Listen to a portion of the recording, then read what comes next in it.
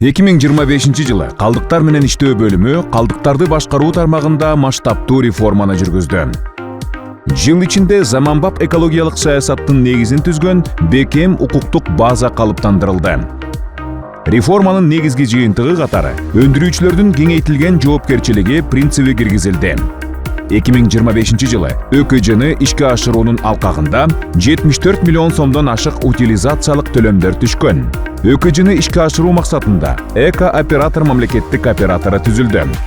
Кыргызстан Борбордук Азия өлкөлөрүнүн ичинен алгачкылардан болуп, пластик буюмдардын айрым түрлөрүнүн жүгүртүлүшүнө мыйзам чегинде чектөө киргизди. Пластик калдыктарын чогултуу, сорттоо, сактоо жана кайра иштетүү тартиби бекитилди.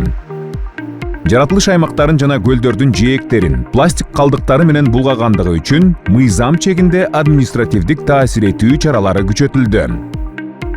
Ысык-көл көлүнүн экосистемасын сактоо максатында жээк аймактарды атайын техниканын жардамы менен терең тазалоо боюнча милдеттүү талаптар киргизилди.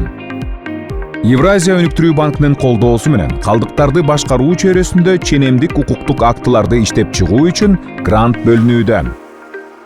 Ошондой эле Азия өнүктүрүү банкы менен каржылык колдоо тартуу боюнча сүйлөшүүлөр жүргүзүлүүдө.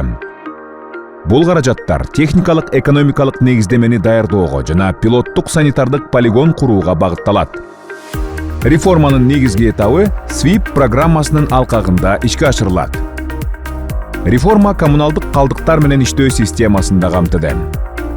Полигондордун инфраструктурасы оптималдаштырылып, көзөмөл күчөтүлдү жана уруксаат берүү системасында тартип орнотулду.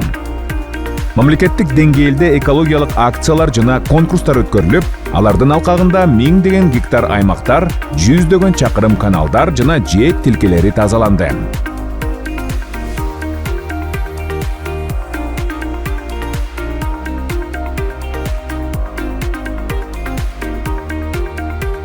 Мындан тышкары саркынды сууларды тазалоо курулмаларын куруу, реконструкциялоо жана модернизациялоо маселелери боюнча ведомстволор аралык жумушчу топ түзүлдү.